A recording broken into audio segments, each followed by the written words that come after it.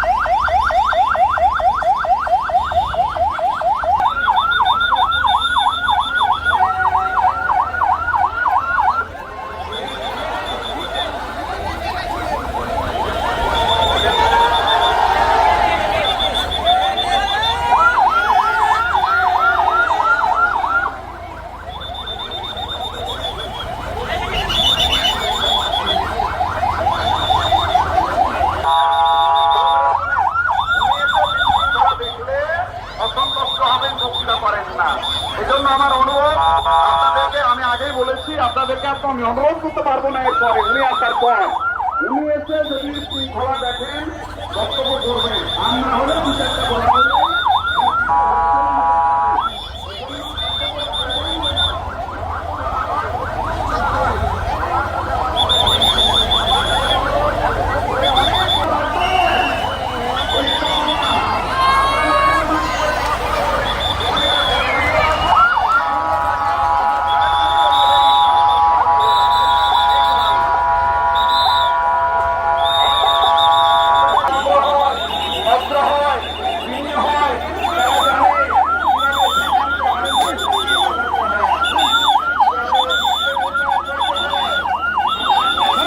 আমরা আশা করছি আমরা যেন সব জায়গায় বলতে পারি চাপাইয়ের মানুষ অত্যন্ত ভদ্র, প্রিয় মানুষ। আমরা জানি আগামী দেশ হবে ইসলামের বাংলাদেশ, কোরআনের বাংলাদেশ, বৈষম্যহীন বাংলাদেশ। ঠিক কিনা বলে? লিল্লাহে তাকবীর, লিল্লাহে তাকবীর।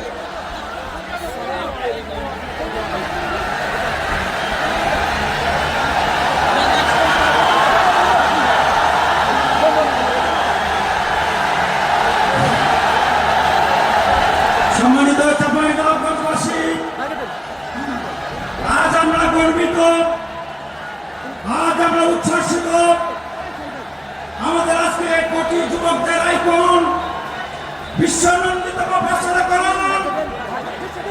আসসালামু আলাইকুম ওয়া রাহমাতুল্লাহি ওয়া বারাকাতুহু। ইন্নাল হামদালিল্লাহ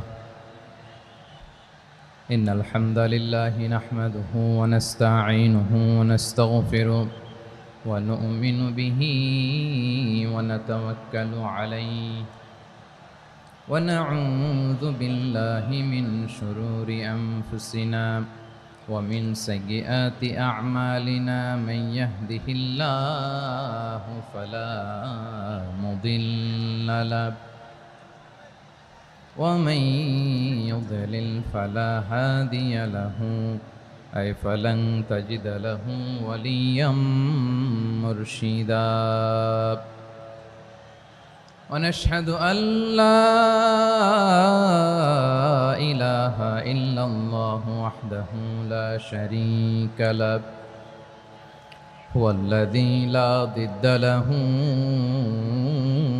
ولا ند له لا مثل له ولا مثيل له لا وزير له ولا كفيل له لا شبه له ولا شبيه له لا ولد له ولا والد له وهو الواحد الفرد الصمد لم يلد ولم يولد ولم يكن له كفوا أحد ونشهد أن سيدنا ونبينا وحبيبنا وبشيرنا ونذيرنا وطبيبنا وطبيب قلوبنا وحبيبنا وحبيب ربنا محمدا عبد الله ورسوله أرسله بالحق بشيرا ونذيرا وداعيا إلى الله بإذنه وسراجا منيرا أما بعد فقد قال الله تعالى في كلامه المجيد وفي فرقانه الحميد أعوذ بالله من الشيطان الرجيم بسم الله الرحمن الرحيم شهر رمضان الذي أنزل فيه القرآن هدى للناس وبينات من الهدى والفرقان إن الله وملائكته يصلون على النبي يا أيها الذين آمنوا صلوا عليه وسلموا تسليما اللهم صل على محمد وعلى آل محمد كما صليت على إبراهيم وعلى آل إبراهيم إنك حميد مجيد اللهم بارك على محمد وعلى آل محمد كما باركت على إبراهيم وعلى آل إبراهيم إنك حميد مجيد সকল প্রশংসার মালিককে সকল ক্ষমতার উৎসকে কেউ যেটা পারে না পারেন কে কেউ যেটা দেখে না দেখেন কে কেউ যেটা শোনে না শোনেন কে সে আল্লাহ রাব্বুল ইজ্জা ওয়াল জালালের দরবারে আমরা শুকরগুজার হচ্ছি আমরা সবাই পড়ছি কালিমাতুশ শুকর আলহামদুলিল্লাহ প্রিয় চাপাই নবাবগঞ্জবাসী গলা ছেড়ে দিয়ে আওয়াজ করে আমার সাথে পড়ুন রব্বানা লাকাল হামদ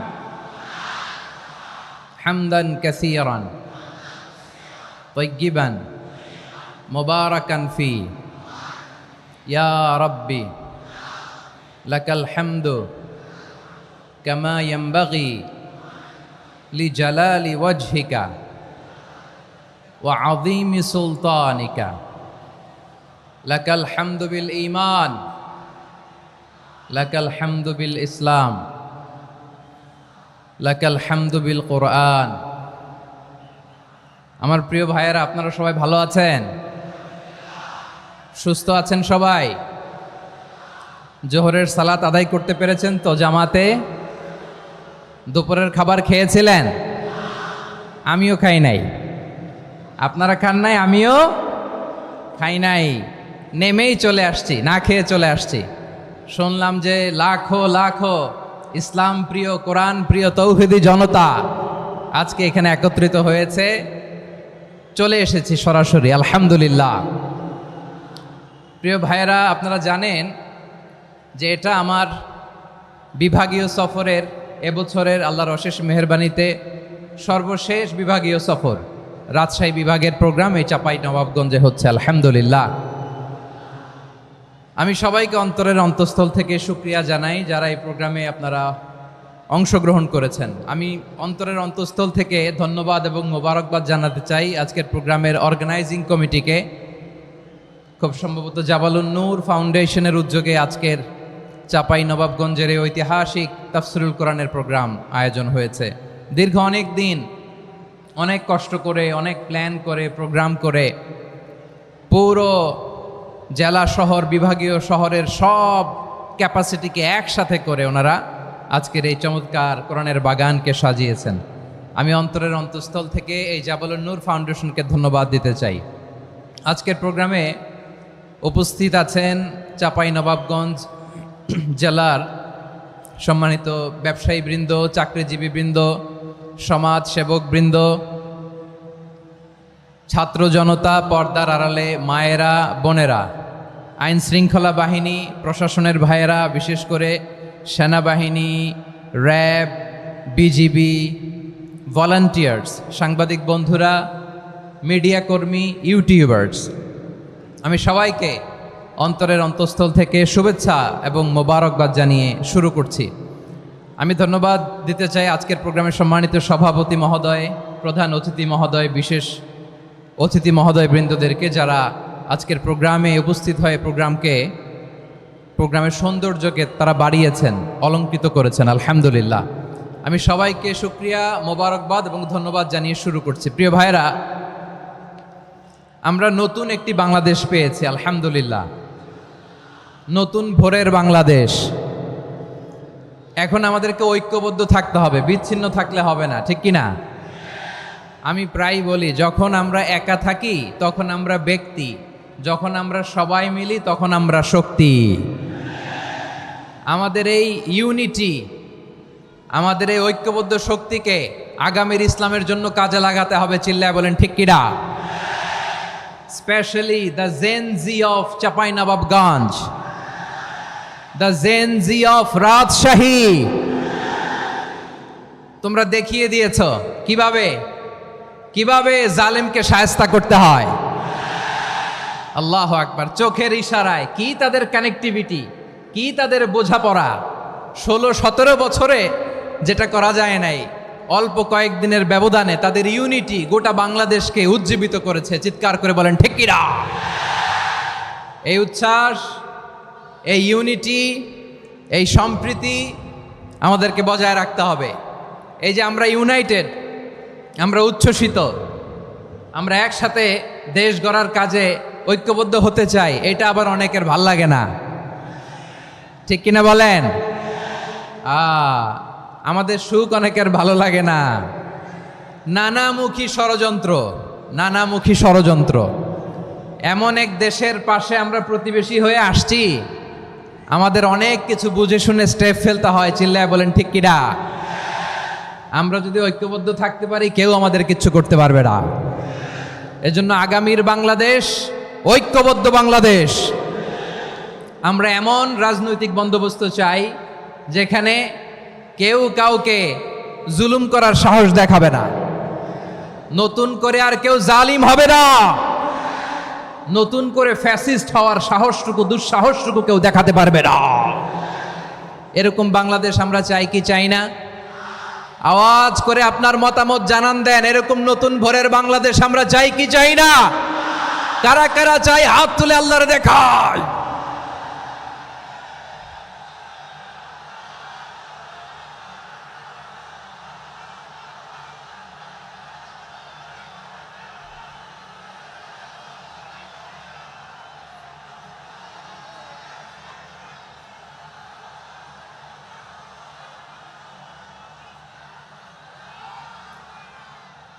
মাশাআল্লাহ, মাশাআল্লাহ। বসুন বসুন আমার চাঁপাই নবাবগঞ্জের ভাইয়েরা।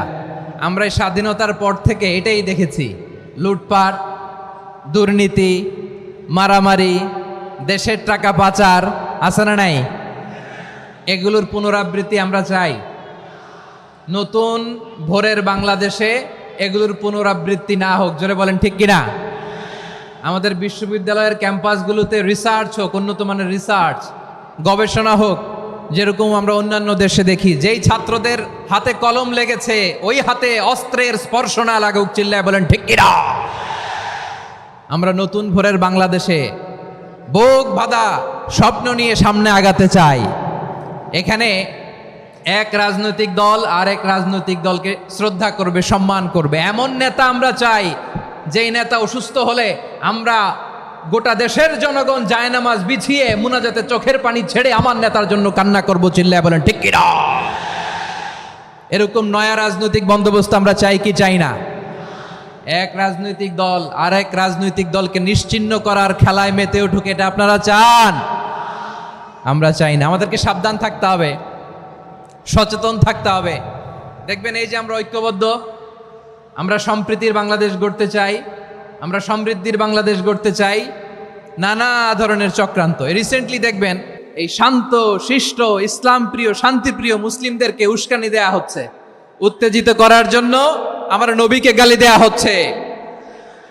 আরশের অধিপতি আল্লাহ রব্বুল ইজ্জাতের নামে এমন অশ্লীল শব্দ ব্যবহার করা হচ্ছে যেগুলো মুখে তোলা আমাদের পক্ষে সম্ভব না। প্রিয় ভাইয়েরা, আমরা আজকের এই চাঁপাই নবাবগঞ্জের বিশাল ঐতিহাসিক তাফসীরুল কোরআনের প্রোগ্রাম থেকে এই এন্টিরিম গভর্নমেন্টের কাছে বিনীত আবেদন জানাতে চাই, আপনারা শান্তিপ্রিয় মুসলিম জনতার ধৈর্যের পরীক্ষা নেবেন না। ধৈর্যের পরীক্ষা আপনারা নেবেন না। সহ্যের সীমা ছাড়িয়ে গেলে জনতা নিজেই আইন প্রয়োগ করার, বিচার করার দায়িত্ব হাতে তুলে নিবে।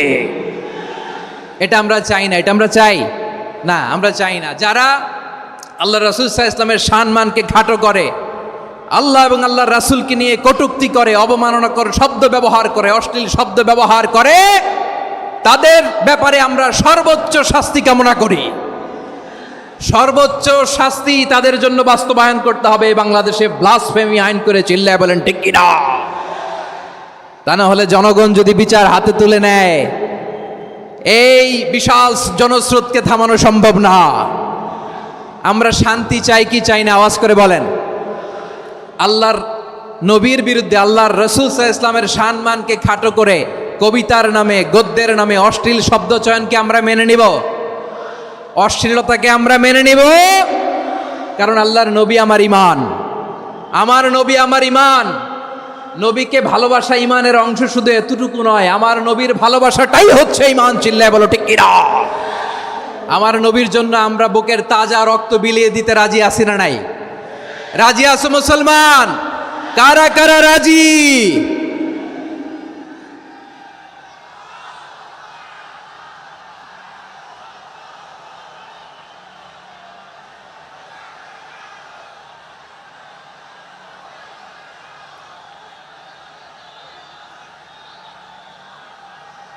মাশাআল্লাহ, মাশাআল্লাহ।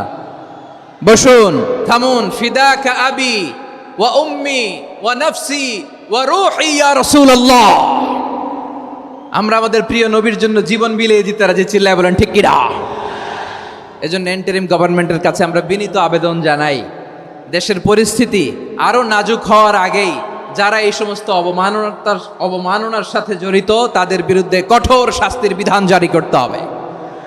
আজকের এই বিশাল তাফসীরুল কোরআনের প্রোগ্রাম থেকে এই দাবি জানিয়ে আমরা মহাবিশ্বের মহাবিশ্বয় মহাগ্রন্থ আল কোরআন আল কারিম থেকে আলোচনা শুরু করছি। আওয়াজ করে পড়ুন ইনশাআল্লাহ।